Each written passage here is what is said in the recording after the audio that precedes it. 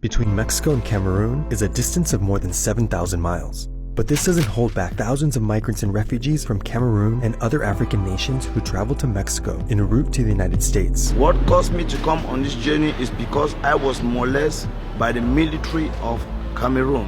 I've got pictures. If you see my face, this scars. Yes. I got the pictures live on my phone. So I'm running with my life. Imagínate, tienes que pasar 11 países, algunos fácil. Yo vi muchas cosas, muchas cosas. Why are they going to the US and not to Europe? Europe is toughening its immigration policies, and every year it's more dangerous to travel there. The route African migrants and refugees take tells us a lot about the humanitarian crisis refugees face all over the world. Desde hace muchos años que Tapachula también es puerta de ingreso a México de este tipo de perfiles no centroamericanos, sino de Caribe, sobre todo Haití y Cuba, y extracontinentales, Camerún, Ghana, Nigeria, Somalia, Eritrea, Etiopía, y también algunos países asiáticos. Lo que ocurre es que ahora es mucho más palpable y más visible porque el Estado ha generado un problema, se ha puesto también muy hostil con este tipo de población.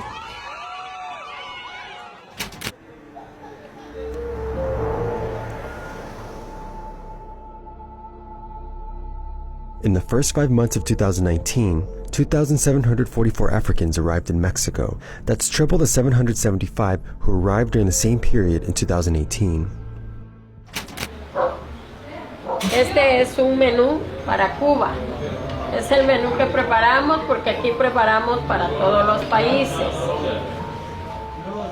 Mama Africa's restaurant is a meeting place for the African migrant community that passes through Tapachula, Mexico. La verdad, los africanos sufren mucho porque ellos me platican que ellos vienen de muy lejos. A veces migración los ha sacado 12 de la noche y me vienen a tocar, mamá África, no tenemos hotel, y yo le digo, pues yo no les puedo ofrecer más que una colchoneta, una colcha para dormir aquí. Ahorita está difícil para ellos, porque los que entran se han quedado hasta un mes, mes y medio, y a veces pues ya no tienen dinero. Of all Africans, Cameroonians are the biggest group coming to Mexico. They fly from countries like Nigeria and they come through Ecuador, a country that doesn't require a visa for citizens of various African nations. From there, they start a journey over various borders. Which was the most difficult part of the travel? Panama, because of the forest. Este é ponte, mas as madeiras têm limite. É tudo roto. Ah, y allá no había, ¿no? Allá não havia mais. It's a really long trip to come here, but with the help of friends, family, I was able, because I know America as a good nation. I know they are very good in receiving refugees like me. Crossing borders exposes these migrants and refugees to many dangers. They have to traverse wilderness to avoid being detained by immigration authorities and pay traffickers to help them. At these crossroads, they meet corruption by authorities in each country. Taxista, robô, se la robô tu la plata. É uma agência clandestina que ajuda a pessoa a passar hasta la frontera. In Honduras, we did half of the journey with our legs in order to reduce the money for transport. The worst was in Colombia. The police meet you, they search you, they take all what you have. I spent all my savings, got finished, but now where I am, to take me to the next seminar, I must beg from the family back home. African migration through Mexico is not a new phenomenon. After negotiations in June 2019 between the US and Mexican governments, what's changed is the amount of time migrants can stay in the country.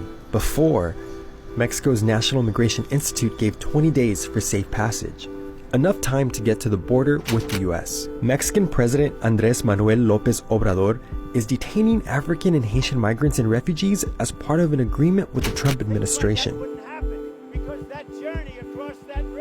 AJ Plus asked to interview Mexican authorities, but they declined.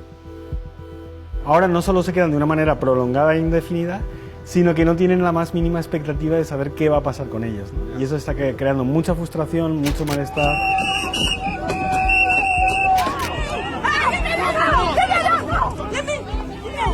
nunca te arrepentiste de haber salido. Claro, O sea, claro, hasta hoy Sí. yo estoy arrependido porque Ya. yo, con la plata que yo fiz este viaje, yo poderia fazer algo mejor. Ya. People died along this journey due to the fact that they don't have food to carry them through the forest. Like a photo of my own Southern Cameroonian sister on my way, I saw her dead lying in the river, you see? I tried just to snap her from a distance. She was lying on a rock like that, dead. The reality is complex in Cameroon, where the English-speaking minority's efforts to gain independence from the French-speaking government has escalated into violence. This, plus high levels of poverty, has made many Cameroonians seek refuge in other regions. That's more reason why there are many people from English-speaking Cameroon who are now seeking, who are moved out of the country. Those who had to cross the border to Nigeria as refugees. You see, these are part of the dead bodies in my country. These ones. Dead bodies in my country. You see the killed Southern Cameroonians as if we are animals. There is no way we can stay to resist this. It's difficult. It's difficult, but it was the only option, one of the only options that we had.